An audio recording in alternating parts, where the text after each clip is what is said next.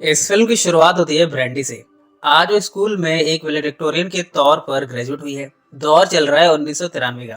Brandy को stage पर speech देने के लिए बुलाया गया है। इस सेरेमनी के बाद ब्रांडी अपने दो बेस्ट फ्रेंड वेंडी और फियोना से मिलती है।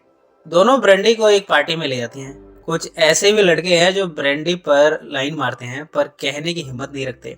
ब्रांडी ने आज तक ड्रिंक नहीं किया। यहाँ जब वो अपनी सहेलियों को ड्रिंक करते हुए देखती है तब उन्हें ही ड्रिंक करने से रोक देती है। इतने में उसकी नज़र गिटारिस्ट रस्टी पर गई है। उसे देखकर ब्रांडी के अंदर काम वासना जागती है। पहले तो वो कल्पना में उसे देखती है। इसके बाद जब वो होश में आई है तो वो सपने में ही रहना चाहती है। इसलिए आज पहली बार उसने भी ड्रिंक कर लिया। जिसने पहली बार इतनी ज्यादा पी ली हो उसकी हरकतें ही कुछ अलग होती हैं। ब्रांडी की हरकतें बेमिसाल हैं। मजबूरन उसकी सहेलियां उसे एक अंधेरे कमरे में छोड़ देती हैं। बेड पर ब्रांडी इस समय नशे में टल्ली है। इतने में रस्टी इस रूम में पहुंचा है। उसे लगा ये वो लड़की है जिसे उसने रूम में बुलाया था। वो अंधेरे में बिना देखे चुंबन क्रिया करने लगता है। जब वो संभोग करने को है तभी वो लाइट को जला देता है। ब्रांडी की शक्ल देखकर कहता है, तुम वो नहीं हो जिसे मैं समझ रहा था। इस तरह रस्टी ब्रांडी को अग्नि में जलता हुआ छोड़ गया। ब्रांडी अपनी सहेलियों से मिलकर बेपनाह उल्टियां करती है। यह ब्रांडी बताती है कि उसने रस्टी को किस किया। ब्रांडी को रियलाइज होता है कि उसे अब तक संभोग के बारे में कुछ भी नहीं पता। उसे किस तरह लड़कों के साथ रेक करना चाहिए, कैसे उन्हें रिस्पॉन्ड करना चाहिए, इन सब के बारे में तो ब्रांडी जानती ही नहीं है। ब्रांडी टू डू लिस्ट बनाती है। अब उसने फैसला किया कि कॉलेज जाने से पहले वो संभोग का सुख जरूर लेगी। यानी सबर में उसका लक्ष्य बस संभोग करना है, और वो भी रस्टी के साथ। अब रस्टी से ब्रांडी दोस्ती कैसे बढ़ाए। ब्रांडी रस्टी से मिलने पहुंची है। दरअसल उसने ये पता लगाया है कि रस्टी के नजदीक वो कैसे रह सकती है। तरीका है स्कूल में लाइफ गार्ड की जॉब। आज वो रस्टी के पास पहुंची है तो उसके शरीर को देखकर आकर्षित हुई है और रस्टी से पूछती है, तुम कभी कपड़े नहीं पहनते। रस्टी कहता है कि जब बॉडी इतनी अच्छी हो तो कपड़े पहनने की जरूरत क्या है। इस तरह ब्रांडी को लाइफ गार्ड की जॉब मिल गई है। यहाँ उसके साथ उसका स्टडी बडी मिचेल भी है। वो यहाँ का मैनेजर है। ब्रांडी अपने पेरेंट्स के साथ जब ब्रेकफास्ट पर है तब अपने मदर से पूछती है कि उन्होंने अपनी वर्जिनिटी को कब लूज किया था। उसकी मदर कहती है कि शादी की रात को। पर ब्रांडी को बड़ी जल्दी है अपनी वर्जिनिटी लूज करने की। रात को ब्रांडी की मदर अपने हस्बैंड से कहती है कि हमारी बेटी इस संभोग को लेकर बड़ी जल्दबाजी दिखा रही है, पर साथ में वो कंफ्यूज भी है। वो कहती है कि मैंने तो शादी की रात तक इंतजार किया था, ब्रांडी भला इतना वेट क्यों करे। ब्रांडी के फादर कहते हैं कि सारी उम्र पड़ी हुई है संभोग के लिए, इतनी भी क्या जल्दी है। पूल में आज लाइफ गार्ड के तौर पर जॉब का पहला दिन है ब्रांडी का। यहाँ बच्चे उसका मजाक उड़ाते हैं। मिचेल भी मौका देकर उसे पूल में पुश कर देता है। ब्रांडी यहाँ काफी नर्वस होती है। रस्टी भी ब्रांडी को संभालने आता है पर रैगिंग के तौर पर उसे पूल में पुश कर देता है। ब्रांडी को बड़ी परेशानी है। जब वो मिचेल को पूल में धक्का देती है तब मिचेल पूल में डूबने लगा। ब्रांडी उसे बचाने जाती है। यहाँ पता लगता है कि मिचेल को स्विमिंग नहीं आती। ब्रांडी कहती है कि तुम इस पूल में बच्चों को प्रोटेक्ट करने का जॉब करते हो और तुम्हें स्विमिंग नहीं आती। मिचेल उसे रिक्वेस्ट करता है कि ब्रांडी इस राज को राज ही रखे वरना मिचेल ये जॉब खो देगा। मिचेल ब्रांडी से स्विमिंग सीखना चाहता है। ब्रांडी कहती है कि वो घंटे के हिसाब से चार्ज करेगी और वो भी $6.25 पर आवर। मिचेल भी इस डील के लिए राजी है। ब्रांडी की सिस्टर है एम्बर। एम्बर को संभोग के बारे में बड़ा एक्सपीरियंस है। वो ब्रांडी से बताती कि वो जब वो महज 14 साल की थी तभी उसने अपनी वर्जिनिटी तोड़ दी थी। एम्बर बताती है कि उसने ये सब कैसे किया। ब्रांडी इन सब का नोट बनाए जा रही है।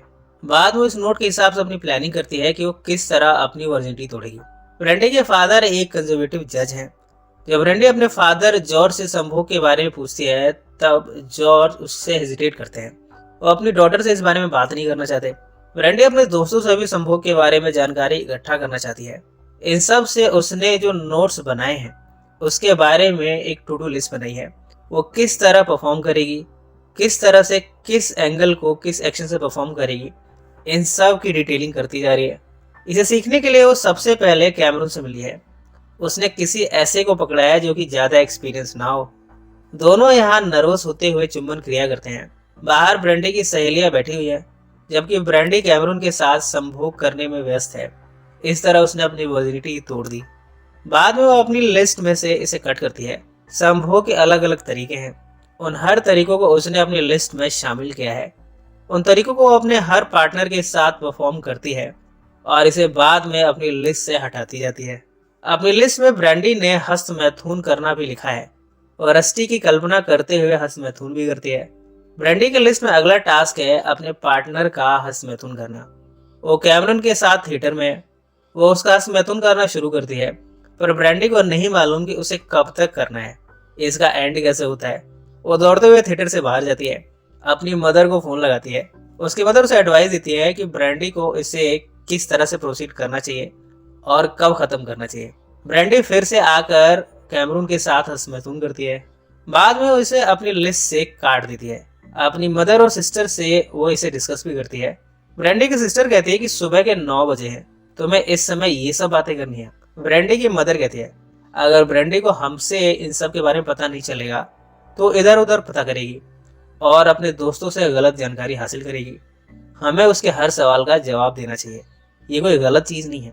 ब्रांडी को उसकी मदर ड्राइंग बनाकर दिखाती है कि मेल का प्राइवेट पार्ट होता कैसा है और वो कहाँ से ज्यादा सेंसिटिव होता है। इन सब टिप्स को लेकर ब्रांडी अगले दिन रस्टी को इम्प्रेस करने की कोशिश करती है। बाद में जब ब्रांडी मिचेल को स्विमिंग सिखा रही है तब उसकी नजर मिचेल के बॉडी पर जाती है। बाद में एम्बर ब्रांडी को लेने आई है। मिचेल जब एम्बर को देखता है तो उसे उसी के साथ फ्लर्ट करना शुरू कर देता है। इधर ब्रांडी के पेरेंट्स की आपस में कहासुनी हो गई है। ब्रांडी की मदर ने यह डिस्क्लोज कर दिया है कि जब वो 17 साल की थी तब उन्होंने अपनी वर्जिनिटी लूज की थी किसी और मर्द के साथ। ब्रांडी के फादर जॉर्ज को यह जानकर धक्का सा लगा है। वो कहते हैं कि मैं तो अपने आप को बड़ा लकी समझ रहा था, पर तुमने मुझे धोखा दिया है। ब्रांडी की मदर बताती है कि उन्होंने उस समय पेंट हाउस मैगजीन पढ़ी थी। ब्रांडी इनकी बातें सुन रही है। अब उसे भी पेंट हाउस मैगजीन का आइडिया आया है। उसने अपने फ्रेंड्स को भी इसे पढ़ने को दिया है। शाम को ब्रांडी एक क्लब में जाती है। इधर कैमरून ब्रांडी से मिलने उसके घर पहुंचा है। ब्रांडी के पेरेंट्स कैमरून को उसके बेडरूम में भेज देते हैं। कैमरून यहाँ ब्रांडी के टू डू लिस्ट को देख लेता है। ये सब देखकर उसे हैरानी हुई है। कैमरून तो ब्रांडी को प्यार करने लगा था, पर अब उसका दिल टूट गया है। वो तो ब्रांडी के लिए बस अलग अलग तरह के एक्सपेरिमेंट करने का बस जरिया था। ये सब जानकर उसे बड़ा दुख हुआ है। रात को भी ब्रांडी अपने दोस्तों के साथ पूल में है। या ब्रांडी अपना एक और टास्क मुख मैथुन करना इसे भी परफॉर्म करती है। मिचेल को जब ये सब पता चला है तो वो ब्रांडी को और उसके गैंग को डांटता है। वो कहता है कि ये बच्चों के नहाने का पूल है, ये कोई संभोग करने की जगह नहीं है। ब्रांडी अपने घर पहुंची है। कैमरून को देखकर सरप्राइज होती है। कैमरून कहता है कि मैंने तुमसे प्यार किया और तुमने मेरा बस इस्तेमाल किया। ब्रांडी अपनी डायरी छीनने की कोशिश करती है। कैमरून पूछता है कि तुमने मेरे साथ इतना सब कुछ किया, क्या उनका कोई मतलब नहीं था? ब्रांडी कहती है कि उसे सिर्फ एक्सपीरियंस लेना था, पर वो कैमरून को खोना नहीं चाहती। उसे और भी एक्सपीरियंस कैमरून से लेने हैं। कैमरून उदास हो जाता है। उसे तो लगा था कि ब्रांडी उसके लिए फीलिंग्स रखती है। ब्रांडी कैमरून को मनाने जाती है। कैमरून गुस्से में यहाँ से जा रहा है। वो कहता है कि भगवान करे तुम्हें एड्स हो जाए। कैमरून के इस कर्ज के बारे में ब्रांडी अपने दोस्तों से डिस्कस करती है। कैमरून का दोस्त उसे कंसोल करता है। डफी ब्रांडी को भी सहारा देता है, पर इन सब में वो ब्रांडी के साथ चुंबन क्रिया करने लगता है। ब्रांडी कहती है कि तुम मेरा फायदा उठा रहे हो। डफी कहता है कि मैं तो बस सहारा दे रहा हूँ। दोनों इसके बाद बेहद करीब आते हैं। इसके बाद दोनों यहाँ जिस्मानी संबंध बनाते हैं। इसके बाद ब्रांडी ने एक ब्लैक गाय से दोस्ती की है। वो उसके साथ भी संभोग का एक्सपीरियंस लेती है। इस तरह एक एक करके ब्रांडी अपने लिस्ट से इन्हें काटती जा रही है। कुछ दिनों बाद ब्रांडी की सहेलियां उसके घर आती हैं। उनकी नज़र में ब्रांडी की डायरी आती है। इसमें पता चला है कि ब्रांडी ने अब तक क्या क्या एक्सपेरिमेंट किए हैं, पर इन्हें पता चलता है कि ब्रांडी ने उस शख्स के साथ भी संभोग किया है जिन पर इन दोनों का क्रश था। इस बात पर दोनों ब्रांडी से नाराज होती हैं और दोनों चली जाती हैं। जाते हुए दोनों ब्रांडी को वैश्या कहती हैं। ब्रांडी अब अकेली हो गई है। कैमरून भी छोड़ गया। दोनों फ्रेंड्स भी उसे छोड़कर जा चुकी हैं। अभी तक ब्रांडी का एक मेन टास्क पूरा नहीं हो पाया और वो है रस्टी के साथ संभोग का सुख। एक रात वो रस्टी को कन्विंस करती है। उसके सामने वस्त्रहीन होती है। यहाँ के सामने वाले राइवल पूल में दोनों साथ में नहाते हैं। दोनों आपस में चुंबन क्रिया करते हैं। यहाँ ब्रांडी अपने ब्रा को भूल जाती है। इस ब्रा पर ब्रांडी ने अपना नाम लिखा रखा है। इस तरह वो पकड़ी गई। अब राइवल पूल के लोगों ने ब्रांडी की कंप्लेन मिचेल से की है, जो कि इस पूल का मैनेजर है। यहाँ से ब्रांडी को फायर कर दिया गया है। बाद में रस्टी से ब्रांडी मिलती है। दोनों संभोग करने के लिए एक फेमस स्पॉट को आइडेंटिफाई करते हैं। इसके बाद दोनों यहाँ संभोग कर ही रहे थे, पर यह बड़ा ब्रीफ था।